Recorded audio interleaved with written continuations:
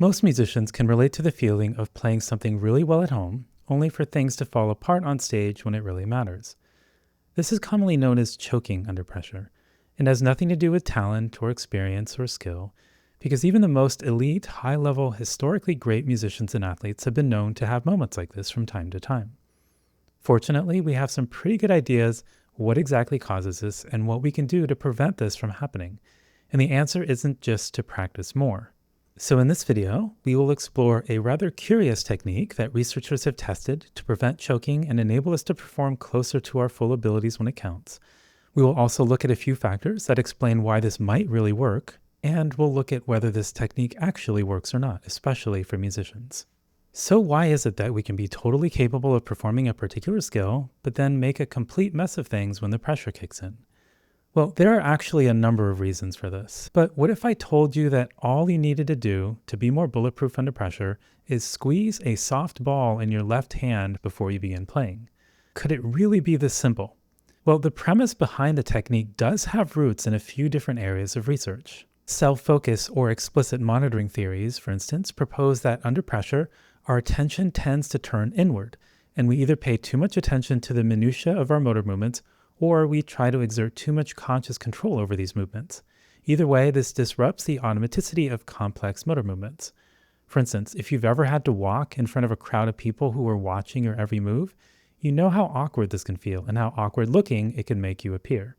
Researchers have also found that certain brain activation patterns seem to be connected with high-level performance. The whole right brain as creative and left brain as analytical distinction that you'll often see mentioned online is vastly oversimplified, but research suggests that high-level performers' right hemisphere activity, from elite marksmen to elite golfers, does tend to be greater right before executing a skill. And that takes us to the research on brain hemisphere priming, which has found that we can increase activation in one of our hemispheres by contracting the muscles in the opposite side hand. For instance, squeezing a ball with the right hand increases left hemispheric activation, and squeezing a ball in the left hand increases right hemispheric activation. The activation that results from this isn't particularly precise, but some have suggested that this technique might be an easy way to consistently get a desired half of your brain preferentially fired up. So given all of that, the idea is that if we squeeze a ball in our left hand, we could increase activation of the right hemisphere of our brain, which could in turn improve our chances of achieving a mental state that's more conducive to performing well. But is that really how it works? A team of German researchers tested 18 league-level badminton players on their ability to serve and accurately hit a target under pressure. There were 3 phases to the test. The first phase was to establish the athlete's baseline level of performance. So the athletes were called over to the test court one by one, allowed 2 practice serves, and then given 10 opportunities to land their serve in a specific target area on the opponent's court. In the second phase, athletes were randomly split up into 2 teams that would compete against each other for small prizes.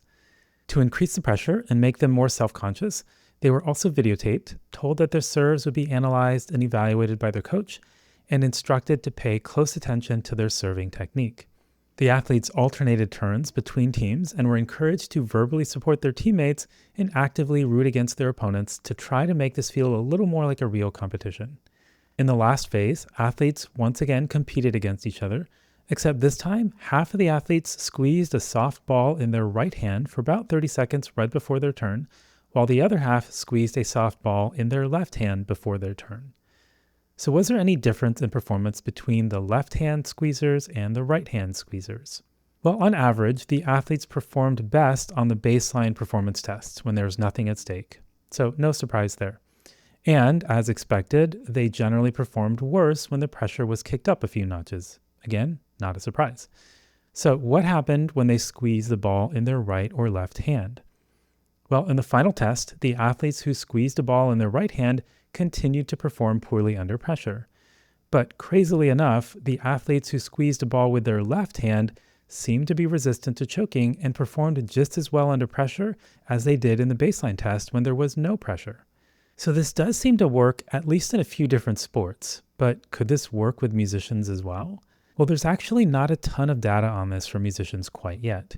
We do have some anecdotal evidence suggesting this could be helpful, in particular a case study of a trumpet player. And I've had students say that they found this to be helpful too. There is a 2022 study which looked at the strategy with college and conservatory violinists and violists, but one of the tricky things with interpreting this study is that it took place during the pandemic when it was difficult to set up realistic performance scenarios. And basically, what ended up happening is that the participants may not have been that nervous in the pressure scenario, so it's difficult to tell if this technique would truly be helpful in situations when the nerves kick in. So at the end of the day, the jury is still out, and it's not entirely clear how well this dynamic hand grip strategy might work for musicians specifically. But if you did want to give it a try, how would you do it exactly? Well, in studies, participants have been asked to squeeze a soft ball in their left hand about twice per second for 30 seconds before playing. But wouldn't that make your left hand tired? Well, yeah, it could. And that was actually one of the complaints that several other violinists and violists reported in the 2022 study. So instead, you could try opening and closing your fist without a ball, or do the technique for less than 30 seconds.